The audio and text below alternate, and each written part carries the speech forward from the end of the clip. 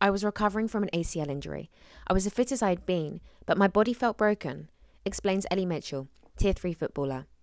Recovering from 2 ACL injuries and hanging up her boots for a while, Ellie was training excessively, and her eating didn't match up. Now struggling with an eating disorder too, Ellie understood that she had to sort things out. When looking back, she doesn't know or recognise herself, but that time in her life has taught her so much, and even though she hated it, she's grateful. Football has always been a part of Ellie's life, but why did it answer all her questions? Did social media contribute to her eating? And why has her experience only made her a better person? So my name's Ellie Mitchell. I've played football pretty much all my life. I'm currently training with a team in Tier 3, hopefully aiming to go a lot higher in the next season or two. Nice, nice, absolutely. I'll be rooting you on for sure. So obviously, you and I have been put in contact through our physio. So we're going to obviously talk all about kind of what has happened. So wherever you want to start, it's over to you. Yeah. So obviously we're put in contact through the physio. He basically helped me come back from my second ACL operation that I had done in October 2022. 2021, sorry. And yeah, I sort of started my recovery with that one. And then like a month into rehab, I just sort of fell out of love with it, I guess, and didn't really know what I wanted to do. So I sort of hung my boots up for a little bit. And then in about July time, I made the decision to get back to football, and I was put in contact with the physio over someone else actually, who got me in there, and he saw me and then got me back playing, and I got back playing in a quick time, probably like 3 months, 4 months, and yeah, it took a lot of work, but I mean, I bounced back fast from it. So yeah. Nice, nice. I think that's the interesting and important thing is just to bounce back. It doesn't matter how fast or slow, but to bounce back. So obviously our physio is Colin Lewin. I should have mentioned his name. He'll hear this and be like, she hasn't said my name yet. Yeah, he'll be well annoyed. What are you doing? So I've said it now. Yeah. And so obviously, kind of what happened? Why were you seeing a physio? So obviously I was seeing another physio actually to get to everyday recovery when obviously I sort of decided to take a break from the game. And then obviously I said in July I wanted to go back to it. So a guy called Vic Akers put me in contact with Colin, and I was just like, I need to get back playing. It's what I'm meant to be doing. Yeah. I am not me without the sport in my life. Like, Yeah. Football is a massive part of me. I've been part of the game from the age of 3. So to not have it in my life, I felt like something was missing. And as soon as I got back playing, it answered all my questions as to what was missing from my life. And I'm so glad I made the decision to get my boots back out and carry on playing. Yeah. Yeah, that's really interesting that obviously, because everybody has it's like a purpose. Everybody finds their purpose. And when you kind of rediscovered football again, kind of how it made you feel. And was it both your ACLs reconstructed? Yes. So I done my first ACL in pre-season 2019, and went through my recovery during COVID with that. It was all going well, and then obviously like COVID hit. I struggled along the way through that. With like the mental side of things, you're all by yourself. You're not being able to see a physio. You can't be with your team. So that was really difficult. So, but both my ACLs, I wouldn't say the journey's not easy anyway, but the journey hasn't been probably smooth how some people have had their ACL recoveries. Yeah. So why wasn't your journey smooth? So I got back running the week before COVID happened, and I was like, obviously on track to probably being back playing for the next pre-season. And then COVID obviously hit, and got told that you're not allowed to see a physio, you can't play football, you can't do anything really. So I basically took the recovery into my own hands, and obviously with the days being pretty empty, I was just training. Yeah. I trained the golden training. I was probably doing between 6 and 8 hours of training a day, like getting up before the sun, doing a first session, and then having a break, and then going back out, doing another session, having a break, doing another session. It was non-stop, and pretty much my eating then didn't match up with that. And slowly, as the months went on, I got that addiction of not eating as much to then still training excessively amounts. Like it wasn't healthy, and it ended up like becoming more of an eating disorder issue. Or I was seeing my doctor. She was really, like, she helped me through it all. Without her, I probably would not have been here today. Like, she picked up the phone to me. She was like, "If you don't sort yourself out, you'll probably be dead soon." And I was like, it was bad. So I sort of one day, because I was en route to getting a soccer scholarship in America, I was on the phone to the coach who wanted me, and he sort of knew about it. And then he was like, "If you come out here in the state you're in, you're not going to survive." So it sort of flicked that switch. It just literally happened. People say, "How did you get out of it?" I'm like, I do not know. Something flicked in my brain. I was like, it's not worth putting your body through something that is not worth it. I was like, your body, like you're training loads, you need to eat, you need to fuel your body, otherwise you can't train. Don't get me wrong, I was the fittest I'd ever been, but my body felt broken. So it was just that one day that sort of I made the change and flicked the switch and got myself out of it. And people say it's such a weird way to recover from something like that, but I don't know, somehow I've done it, and I'm back. I'm back to training in a healthy way. My eating's settled, so sometimes you have to go through them things. And people probably, like the club that I was with, I know some people still remember me for that, of like that side of me. But I'm like, I've come so far to get myself out of that. That's like the hardest part, when people still look at you because of what you maybe went through and maybe not accepted. To then come out of it, I'm like, but look how far I've come. I've picked myself back up. I got myself out of it. I've gone back to the game. I recovered from my ACL. I've got a scholarship. So I see that side. I'm like, if you don't want to like applaud me for coming out of it, then just stay out of my life, sort of thing. And I think, everybody throughout their process of whatever recovery it is, they have maybe a few different flick of a switches, or they have one big one, and it depends on where you are and what you're doing. But I think however your flick of the switch was, with anyone else's, I think for someone to say it's weird that's not fair, because everybody's different, and everybody's, mind and what they're going through is so different. So however you decide something's happening is how, you decide it. And, however someone else does it is someone else would do it. It's like, I remember in between my two surgeries, it was about a month before my second surgery, and I noticed actually I wasn't training as much for it. I was getting very weak, and I went to see Colin, and we actually could see that I'd regressed. So my legs were getting weaker rather than stronger for the second surgery.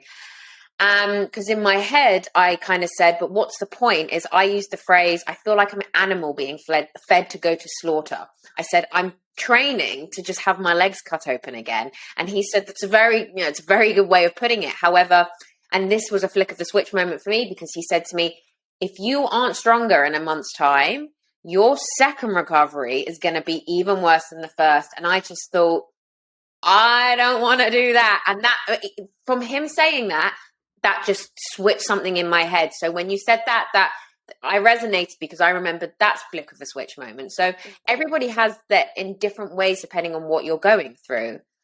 Yeah, absolutely. And so obviously you said that you started to eat less, when, during COVID, and when you were training a lot. Was there a reason, or did you just it just started to happen?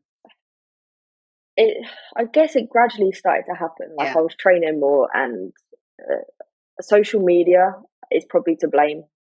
Everyone sort of went on a health kick, or didn't. Like it either went one way or the other with COVID. I think like either people started to eat more, or like got on a health kick. And like on my social media, all that was coming up was about calories, what foods are good for you, what foods aren't bad for you.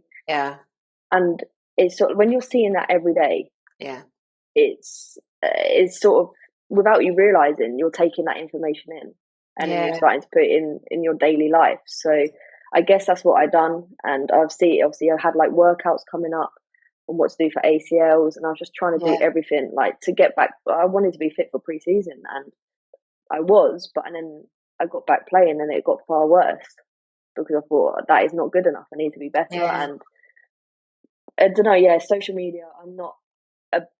It's good for some things, but I'm not a big fan of it. Like I try and stay off it. As like I follow things that probably won't make me think about food or exercise too much. So it really does depend on what you follow. But yeah, and you just see how other athletes look, and you're like, God, like I want to be like them, but you don't know what they're going through. You have no idea. Yeah. So Yeah. I had this conversation with someone recently actually about social media, and we were saying that, you know, what you see out there, what you see online, you could dream that you want that. You could really, really want that. You could want to look like them, or you could want the relationship like them, or you could want to go on the holidays, etc., etc., etc. But you have absolutely no idea. Most people aren't sharing the darker stuff. So what looks amazing in their life and how they look amazing in their life, you don't know how they got to that, why they got to that, or what's going on right now. And I think that's why I agree with you in the same way. Social media can be really good for some things, but really, really, really, really bad for others. I've fallen victim to it plenty of times. So I completely resonate with the things that yeah, you were saying, especially, you know, the food and the calories and the what you see online. Yeah. Definitely. yeah, you completely get like caught up in it, and especially like with COVID, you had so much time on your hands. Yeah. Like you spend most of your time on social media, and it just, Yeah. as I say, there's positives and negatives to everything, right? But now I just choose to follow what is good for me, and that's the best way to do it, really. Yeah, absolutely. It's finding a healthy balance or healthy dynamic. Yeah, for sure. Yeah, definitely. So then I mean, obviously I know we've discussed it, but how did kind of this all affect you mentally? It wasn't good. Mm-hmm. Uh, I, I sort of, now that I think about it, I completely blanked that part out of my life. Yeah. Obviously, it helps to talk about it, but trying to remember it is like, God, I don't know who I was. I look at photos, I'm thinking, I don't recognize her. Yeah. It affected me on my social life as well. Everything was planned around my training, Mm-hmm. around like if we were going out for a meal, I wouldn't go. Um, so the social side of things, like I just wasn't sociable. I didn't know how to communicate with people. I didn't like people looking at me. It affected me really bad. I mean, some days like I just couldn't get out of bed, like just obviously from being so exhausted, but also because I didn't want to be around anyone. Yeah. And that's like really not me. Like everyone I speak to who I'm quite close with, they're like, we didn't know what to do with you, like Yeah. because it's the complete other side of you that no one had seen before. So and then it made me realize who probably is there for me now, Yeah. on the sporting and like personal life of things, because people obviously didn't know what to do and they sort of just gave up. Um, but I mean, it's made me stronger and it's made me realize a lot of things, and I know how to handle a lot of like things that could affect a person mentally now. Yeah. And especially with my second ACL, I took everything that I'd learned from the first one into the second one. um, so it's something that I didn't like going through, but if I hadn't been through it, I Yeah. would not like know how to deal with things now, if you see what I mean. Yeah. So yeah, it just wasn't a nice time to be in my life, but I mean, I came through it. I've come out probably on the better side of things, so I'm grateful for it, but I hated it at the same time. Yeah. Yeah. No, I agree. I understand that. So where are you, like physically and mentally, kind of where are you now? Physically, I came back from my second ACL, and then I've had this niggly injury. that every person that's had a big injury will get. And basically, it's my right leg just gave up on me. Couldn't get my glutes to activate properly, so I've been recovering from that for like 2 months. Colin has been like stressing out about it because he's like, I don't know what's causing it. I don't know what's happened. We've untying the knot eventually of how it's happened. So I'm all good from that now. Got a little niggle in my other knee. Something to do with my patella. I don't know, but that'll be all good in a week. So physically, I feel okay. Like as an athlete, you're always going to get niggles and you're always going to get injured. I mean, if you don't get injured, then tell me how you're not doing it. It's one of them things that every athlete doesn't want. No athlete likes being injured. But yeah, so physically I feel strong. I just need to get back playing. I need to get game time. I need to be doing the thing that I love. Mentally, I said to Colin that this little injury has been far worse on the mental side than an ACL, because with an ACL, you know what you're doing and where you've got to get to. Whereas with this injury, it was so unpredictable. So we'd find that one thing was feeling good, and then the next, like my hamstring could be playing up. So I was like, we're untying the knot, but keep like little pieces keep flowing in. Yeah. So I said to him, it's so draining when you don't know how many weeks you've got to recover for. Whereas with the ACL, you sort of know your rough guideline, you know what you have to do.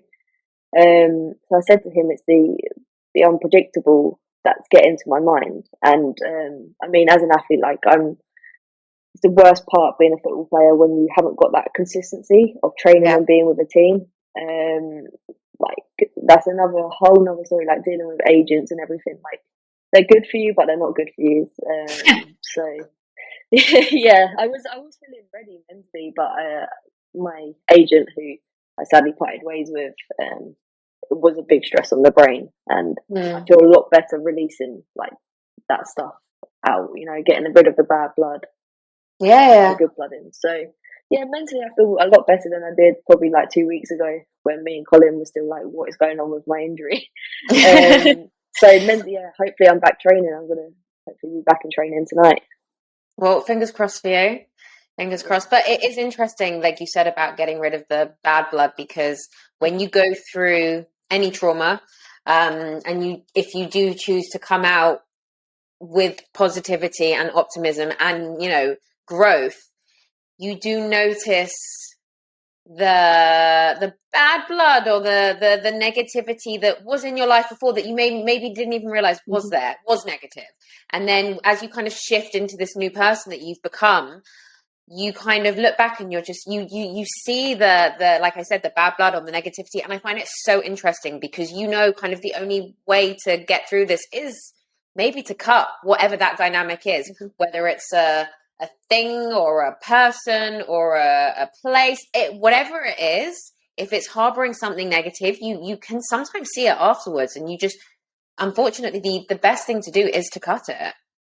Yeah, for sure. I completely agree. Like that is wasted months of probably my playing career of being with this one person trying to represent me, and it's like I flew all the way to America to try and have talks with the team out there. Like he said, yeah, it's going to happen. It's going to happen. Nothing happened. Yeah. So I should have been with a team from probably November, December time, like full time professional, but nothing happened. He made all these promises and didn't follow through. So to deal with that, as well as then having a niggly injury, is like, well, I can't get rid of the injury. I've got to carry on with that. So I've got to get rid of you. So yeah. It's interesting though, because it's the little niggling injuries after the big ones sometimes that then they throw you so off guard. And you're right in the sense where you said about the predictability. When you know your ACL, you know what you're doing. But when something new comes up and you're like, whoa, wait a minute, like this is new. And I think maybe if you've been through what you've been through, you know how deep and dark and scary it can get. So not that your brain goes to that as the first place, but you know what you've been through and you know you don't want to go through it. So the unpredictability kind of brings that with it as well. Yeah. It's so grueling.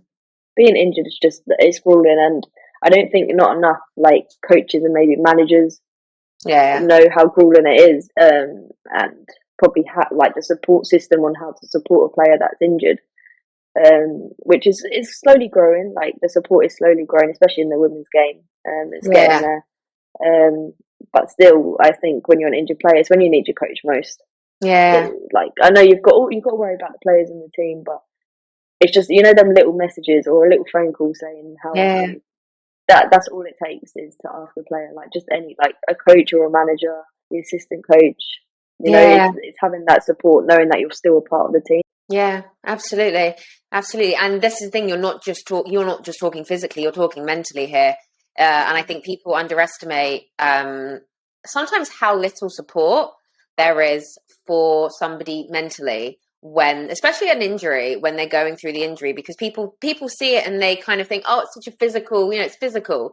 But I think a lot of the times physical injuries, probably most of the time, actually impact your mind mentally a lot more than physically, because not all of the time, but quite a lot of the time, physically, there is a ABC, and with, hopefully operations go well, or even if they don't, there's still, you kind of know more so where it hopefully could be going. But mentally, it's like I don't even know the word. There's literally no way to describe the mental side of it. Yeah. Don't get me wrong, it's always going to be physically grueling. Yeah. Recovery of any injury.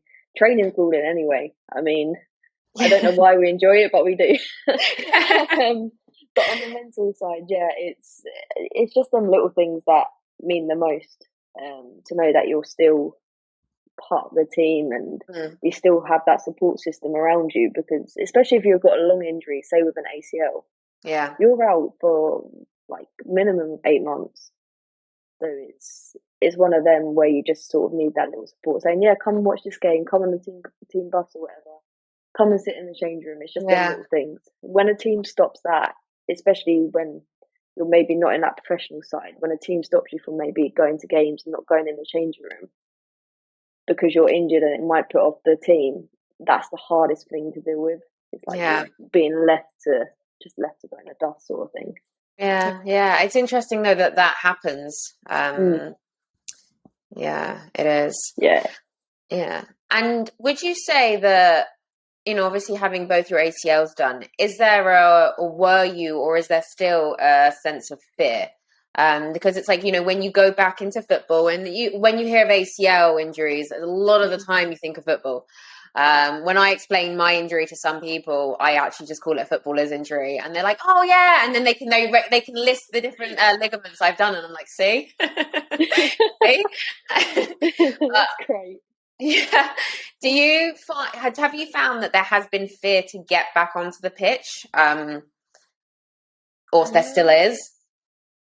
No, not really. With my first one, I came back and I just had zero fear. I just wanted to get on the football pitch. Yeah.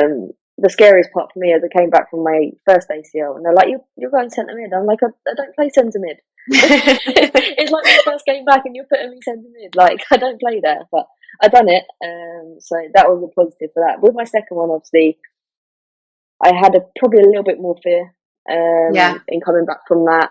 But as soon as I got back into training, as soon as I was on my first training session, it all went. It just all disappeared. Like, I touched the ball once and I got tackled once and I was fine. Yeah. So it is I think you put it in your mind that there's that fear, but as soon as you step out onto, I don't know, where you feel comfortable, it soon goes. It's like when you get anxiety, say, but like if you've got general anxiety and then you do something that just takes it all away, it just goes. Yeah. So like when before I stepped onto a football pitch, I was probably anxious, like, oh no, like if I twist wrong or something happens, it's gonna go. But as soon as I stepped on that football pitch, it just went. Everything went. All the negative thoughts. Yeah, it is quite literally that first step. And I don't obviously just mean physically, because it can be any step for anything that you're going through. The anxiety leading up to that fear is crippling. It's the hardest bit. And then you take that first step out of your comfort zone towards that fear, whatever it is, and you get through it successfully, then it's amazing how that fear or that anxiety just kind of starts to melt away a bit. because I think it's the fear of the unknown, the fear of the unpredictability, and the fear of things getting even worse. But then when you kind of take that step and you're like, oh, wait a minute, I'm here. Everything's okay. The really bad things that I imagined, all the hundreds of bad things that I imagined actually didn't happen. And I think that's what's really important is when you do that first step. I think that first step, suddenly everything changes in your life. Even if you don't see it that day, you're on that first step to changing your life. Yeah, for sure. I completely agree with you. It's like as soon as you jump out of that comfort zone and jump away from the fear, Yeah. you immediately you sort of, I guess, you come back to yourself, especially coming back from being a football player and you come back from an injury. It's like you get so used to being in that recovery phase Yeah. that actually jumping back into that competition phase is a big jump. Yeah. But, like you do it because it's what you love. Yeah, absolutely. Absolutely. So I wanted to ask then, do you have any advice for somebody that, and then maybe let's look at, athletes here. So, or whether it's not even a professional athlete, but people that, really love their sports and they're at that stage where they've had their injury and they've been told, yeah, it's either you're about to have an operation or you've just had your operation and you're not getting back to that sport you love soon. Kind of what would you say to them? Use the journey Yeah. to work on other areas of your life. So you might be injured, but there's always something else you can work on. It's going to test you mentally. Mm-hmm. It's going to be a mental journey. And I think the best thing about me when I went through my ACL, I learned about myself. Yeah. I learned about what I could handle, what I couldn't handle, and those things that I couldn't handle well. I went through them, probably not in a good way, but I came out better. Yeah. It's a learning curve. You learn from everything that goes on in your life, and I think the more you take that into account, if you're out on the sidelines for a long time, the better person you become. Yeah, I would just say you have to go into it knowing that you're an injured athlete, and you have to use that time wisely, as I say, to work on other areas. So if you can't, say you're out with an ACL, Yeah. you can still go to the gym. You can work your upper body. You can work your Yeah. core. Like, there's no reason why you should stop and give up because of an injury. Yeah, you're going to have tired times, not just physically, but also mentally. There'll be Yeah. days where you just sort of want to stay in bed and, I don't know, or be somewhere hot and sunny. But unfortunately, we can't all just hop on a plane and go and be somewhere sunny and do our recovery. But you have to, it only makes you a better person. Yeah. And I'm helping a couple of ACL athletes at the moment. One of them still waiting for her surgery, and it's like you have to work with what you can do. Yeah. Like, you can't just sit around waiting for your surgery date. You can still progress. You can still build Yeah. your muscles up before surgery. As soon as you come out of that operation, you've got goals. Set yourself goals. Set what you want to do. Look at other areas of your life. Maybe like not your sport in life. Look at other areas. What do you enjoy doing? If you enjoy reading, read. If you enjoy writing, write. It's just all them other things. I think being injured is probably people hate it. Like, I hated it, but now that I look at my injuries, I'm thinking it taught me a lot. It taught me a lot Yeah. about my physical side. It taught me a lot about my mental side. So I'll say to people, I hated the times where I've always been injured, but it's always made me better. But made me a better person overall, and I've learned so much about myself. Like, there's only the negative side. Yeah, there is a negative side that you're sat on the sidelines. But the positive side, you are going to get back doing what you love, whether that be running, playing football, playing golf. You are going to get back to what you do. You just have to stick with it. As long as you don't give up, you're fine. Yeah. And I think that's the key message. The underlying message with everything and everyone is never giving up. Because there are plenty of days where you want to, plenty of moments where you want to, and it might be easier, but never giving up is really difficult. But you can build the most amazing life and follow your dreams and chase amazing things if you never give up. Yeah, for sure. Yeah, definitely. Is there anything else that you want to talk about today? No, I think I'm all good. Just, if you're injured at the moment, keep going. If you don't know what you're doing tomorrow, keep going. It's one of them things. Like, if you just keep plugging away, eventually stuff will come to you. Yeah. So it's been an absolute pleasure to have you on today. Thank you so much for joining me. No, thank you very much for the opportunity.